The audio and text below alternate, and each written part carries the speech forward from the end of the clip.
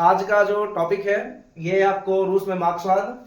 और पिछले बार जो आप लोगों का जो टॉपिक बताया गया था उस टॉपिक में आपको क्रीमिया युद्ध और बोल्शेविक क्रांति में, जिसमें एक और कारण आपको बताए थे रूस जापान युद्ध, ठीक है। और उसके बाद आपको बताए थे कि किस प्रकार से आपको खूनी रविवार हुआ। अब समय बीतने के साथ साथ कई प्रकार से आपको कारक जन्म ले रहे थे जिसमें बोल्शेविक क्रांति को जन्म दिया। अब एक कारण आपको और पढ़ना है, उस कारण का नाम है आपको रूस में मार्क्सवाद। रूस में मार्क्सवाद। अब यहां पर याद रखेंगे कि एक टॉपिक ये भी मिलता है पढ़ने के लिए, रूस में मार्क्सवाद।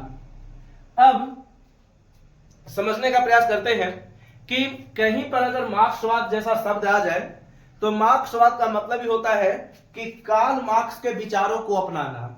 आपको पहले भी बताए हैं कि कार्ल मार्क्स मजदूरों के लिए बहुत अच्छे अच्छे काम भी किए, जिसकी वजह से पूरा दुनिया भी उनको याद रखता है।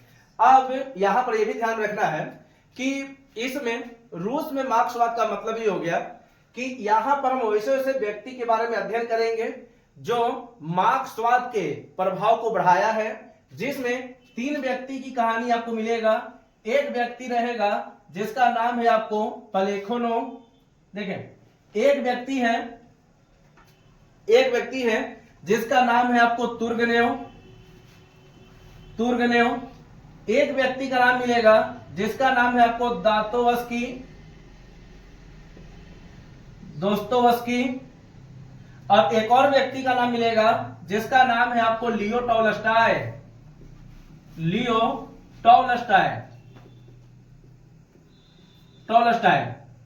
यहां पर याद रखेंगे कि रूस में मार्क्सवाद को बढ़ावा देने के लिए, यानी कार्ल मार्क्स के विचार को बढ़ावा देने के लिए आपको 3 व्यक्ति के बारे में बहुत ज्यादा चर्चित नाम है।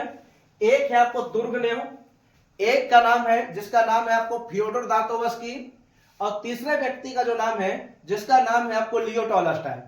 ये 3 ऐसे व्यक्ति थे जो चाहते थे कि रूस में आपको मार्क्सवाद विचार बहुत ज्यादा पनपे, यानी अच्छे से इसका विस्तार हो। इसलिए मार्क्सवाद के विचारों को ये अच्छे से विस्तार देते थे। लियो टॉलस्टाय के बारे में याद रखेंगे कि इसकी एक सबसे नामी पुस्तक है जिसका नाम है आपको वार एंड पीस। ये बुक का नाम है। और ये सवाल आपको बनता भी है कि वार एंड पीस के लेखक कौन है, जिसका नाम है आपको लियो टॉलस्टाय। ठीक है, ये सवाल आपको अब तक कभी पूछा हुआ है। इसको कभी कभी आपको हिंदी भी पूछ देता है। इसको अगर हिंदी करेंगे तो वार का मतलब युद्ध होता है, एंड का मतलब और होता है, पीस का मतलब शांति होता है। तो युद्ध और शांति का जो लेखक है उसका नाम ही आपको लियो टॉलस्टाय है। लियो टॉलस्टाय के बारे में भी याद रखेंगे कि ये आपको महात्मा गांधी के गुरु भी हैं। ठीक है, महात्मा गांधी के गुरु। एक चीज यहां पर समझने का प्रयास करते हैं कि ज्यादातर लोगों को यह याद रहता है कि महात्मा गांधी के गुरु का नाम गोपाल कृष्ण गोखले है, लेकिन ऐसा नहीं कि वो सही नहीं, वो भी सही है।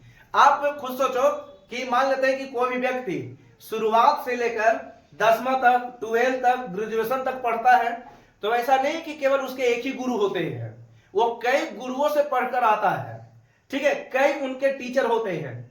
तो उसी प्रकार से याद रखेंगे कि महात्मा गांधी के कई टीचर थे।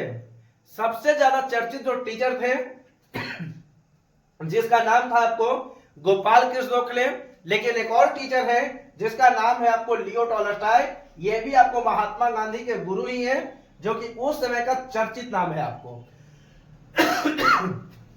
अब यहां पर यह भी समझने का प्रयास करते हैं कि रूस में कार्ल मार्क्स के विचारों को अपनाने में ये तीनों व्यक्ति का बहुत बड़ा योगदान दिया जाता है।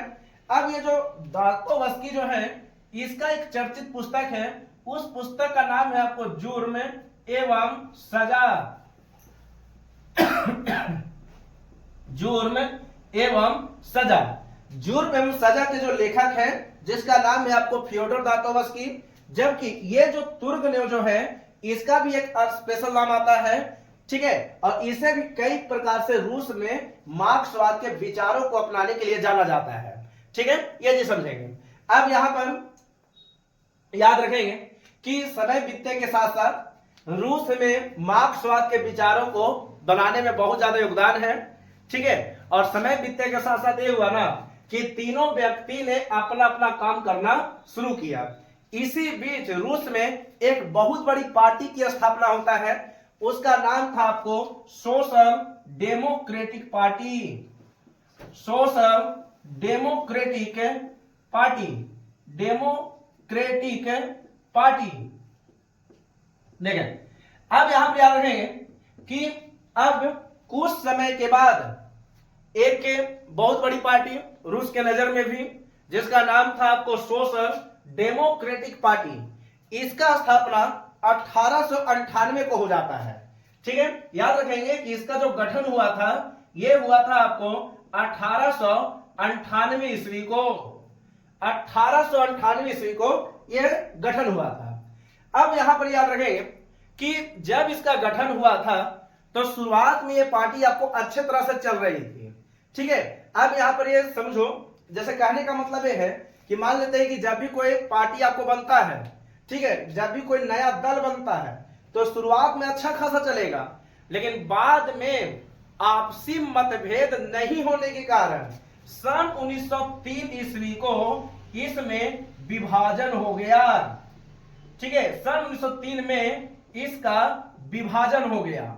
देखो, हम आपको पहले बताए हैं कि किसी भी क्षेत्र में, चाहे वह पारिवारिक क्षेत्र हो, ठीक है, सामाजिक क्षेत्र हो, धार्मिक क्षेत्र हो या किसी प्रकार का क्षेत्र क्यों ना हो, अगर विचारों का मिलन नहीं होता है, विचार अगर नहीं मिलता है तो विभाजन आपको होता है। ठीक है, ऐसा विभाजन आपको परिवार में भी दिखता है, ऐसा विभाजन आपको गांवों में दिखता है, ऐसा विभाजन आपको राज्यों में दिखता है, और ऐसा विभाजन आपको देशों में भी दिखता है।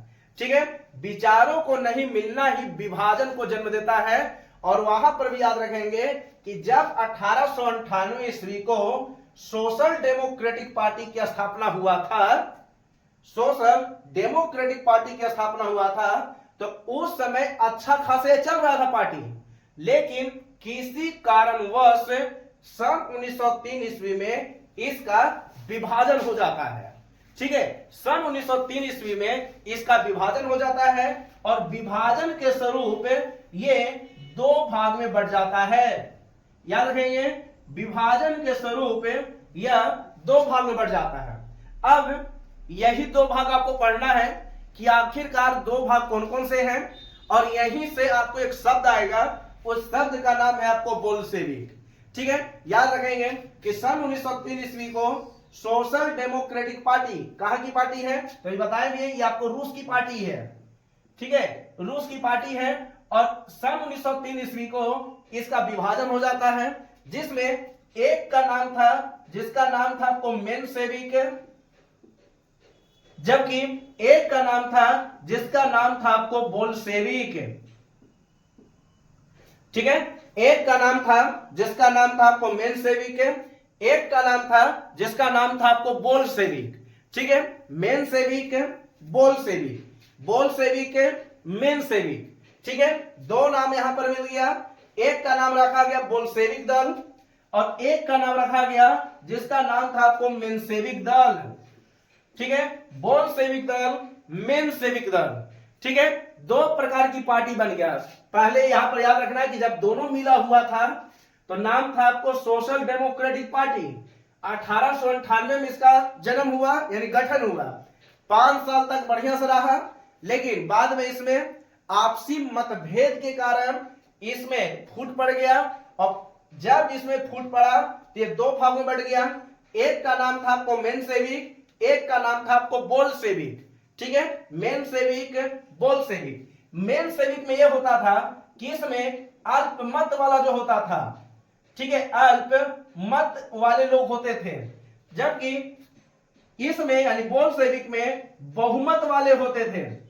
ठीक है, इसकी संख्या ज्यादा होता था, जबकि इसकी जो संख्या होता था ये कम होता था। ये चीज समझेंगे, कहने का मतलब यह है कि उस समय बहुमत वाला, यानी जिसके पास ज्यादा मत है, जिसके पास ज्यादा व्यक्ति है, उसे बोल्शेविक कहा गया, जबकि जिसके पास आपको कम मत है उसे मेनशेविक के नाम से जाना गया। ठीक है, ये चीज समझेंगे। सन 1903 ईस्वी को रूस में मार्क्सवाद के प्रभाव को जब बढ़ते जा रहा था, तो 1903 ईस्वी में सोशल डेमोक्रेटिक पार्टी का मतलब विभाजन हो गया, जिसमें एक पार्टी कहलाया गया आपको मेंशेविक।